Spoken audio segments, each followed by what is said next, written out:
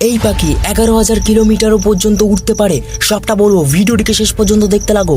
Number 1, আপনি জানলে অবাক হবেন, অক্টোপাসরাও বাসা বানায়। তারা সেল, শিলা এবং ধ্বংসাবশ সাজিয়ে গর্ত তৈরি করে। এই জলের নিচে আশ্রয় কেন্দ্র বানায়, শিকারীদের থেকে সুরক্ষা দেয় এবং বিশ্রামও নেয়।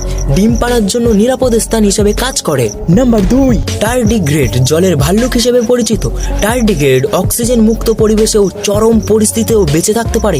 টার্ডিগ্রেড উদ্ভিদ কোষ, শ্যাওলা এবং ছোট অমেরুদণ্ড প্রাণী খায়। টার্ডিগ্রেড প্রথম প্রাণী যে মহাকাশে বেঁচে থাকার জন্য পরিচিত। নাম্বার 3টি শোনার আগে এই ভিডিওতে একটি ছোট্ট করে কমেন্ট করে দিও। আর তোমার যদি ইচ্ছে হয় তাহলে সাবস্ক্রাইব করে দিও, কারণ জোর করে কোনো কিছু পাওয়া সম্ভব না। বার-টেইলড গডওয়েট এই পাখির স্থানান্তর হলো আলাস্কা থেকে নিউজিল্যান্ড পর্যন্ত 11,000 কিলোমিটার। একটি নন স্টপ যাত্রা বলা যায়। এই পাখি মে মাসে আলাস্কায় প্রজননের জন্য এশিয়া ছেড়ে যায়, তারপরে প্রশান্ত মহাসাগর পেরিয়ে নিউজিল্যান্ডে ফিরে আসে। সেপ্টেম্বর থেকে অক্টোবর